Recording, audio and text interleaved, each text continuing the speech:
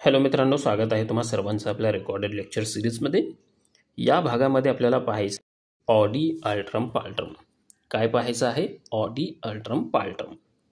आता हे जे काही ऑडी अल्ट्रम पाल्ट्रम आहे, हे एक लॅटिन न्यायिक तत्व आहे, ज्याचा अर्थ आहे समोरील व्यक्तीचं म्हणणे ऐका किंवा दुसऱ्या पक्षाला आपले म्हणणे मांडण्याची संधी द्या.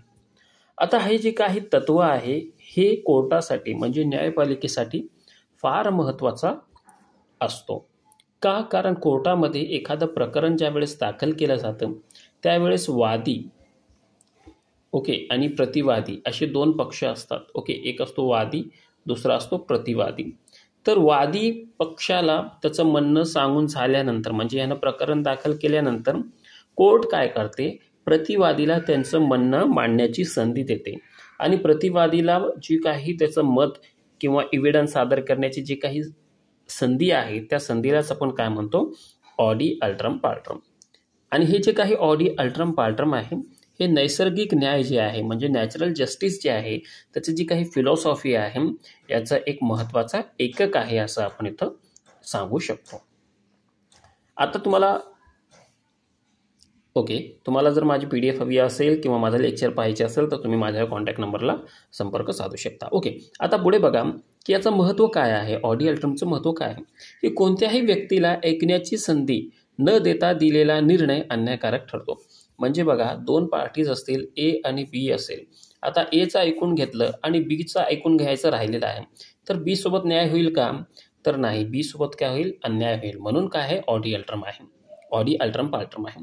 अजून दुसरं काय आहे? हे तत्व लोकांच्या न्यायव्यवस्थेवरील विश्वास टिकवते. म्हणजे लक्षात ठेवा, दोन्हीही पार्टीजला A आणि B या दोन्ही पार्टीजमध्ये जर भांडण असेल तर दोन्हीही पार्टीचं म्हणणं ऐकून घेणं फार महत्त्वाचं असतं.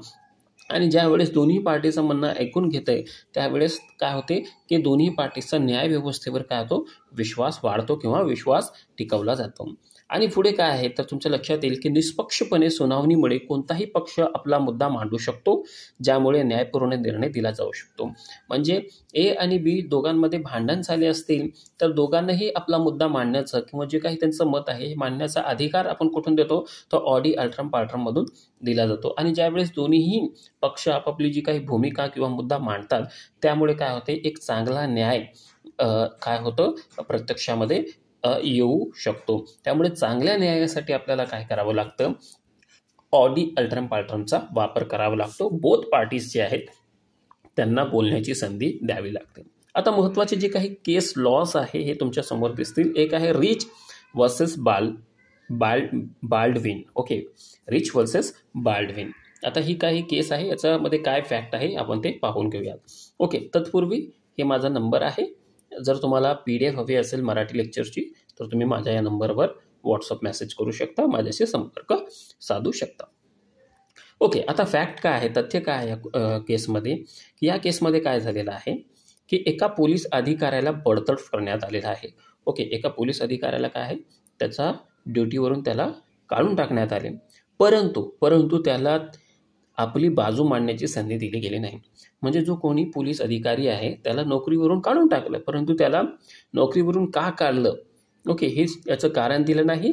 आणि काय केलेलं आहे, आणि त्या व्यक्तीला किंवा त्या पोलीस अधिकारीला त्याची जी काही मत आहे ते मांडून देण्याची संधीसुद्धा देण्यात आलेली नाही.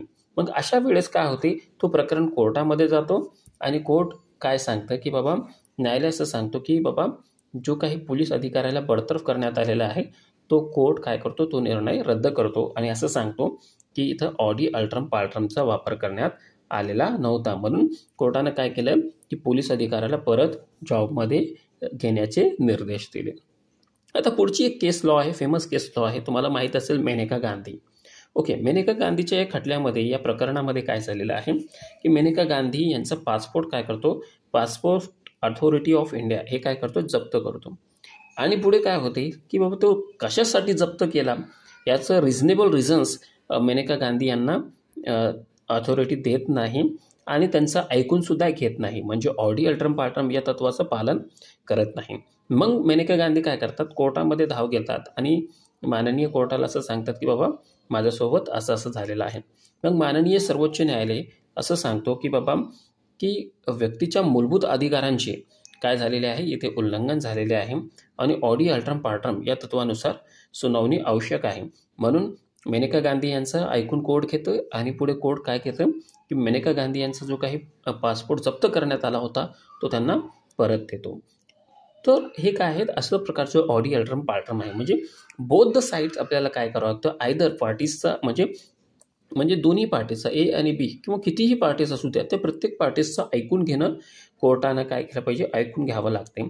समजा तुम्हाला लक्षात आलं असेल की बाबा कोर्ट काय करतो, ऐकून घेण्यासाठी काय करतो, नोटीस काढतो आहे का नाही, की कोर्ट काय करतो, ऐकून घ्यायचं असेल समोरच्या व्यक्तीचं, नोटीस काढतो. 1 नोटीस काढाल, 2 नोटीस काढाल आणि 3 नोटीस काढाल. कोर्ट पुढे असं सांगतो की जर तुम्ही आलं नाही तर आम्ही काय करतो, एक्स पार्टी करतो. एक्स पार्टी करतो म्हणजे काय, एकतर्फी निकाल लावतो. म्हणजे कोर्ट अगोदर तुम्हाला संधी देतो, तुम्हाला तुमचं मत म्हणजे जो कोणी प्रतिवादी असेल त्याला त्यांचं मत मांडण्याची संधी देतो आणि जर ते येतच नसेल तर अशा सिच्युएशन्समध्ये मग कोर्ट काय करतो, एक्स पार्टीचा वापर करून निर्णय देतो. सो आय होप तुम्हाला हे समजलं असेल. जर तुम्हाला काही अडचण असेल तर डेफिनेटली तुम्ही कमेंट्समध्ये विचारू शकता. माझ्या चॅनलला लाईक करू शकता आणि सबस्क्राईब करू शकता. Thank you to watching this video.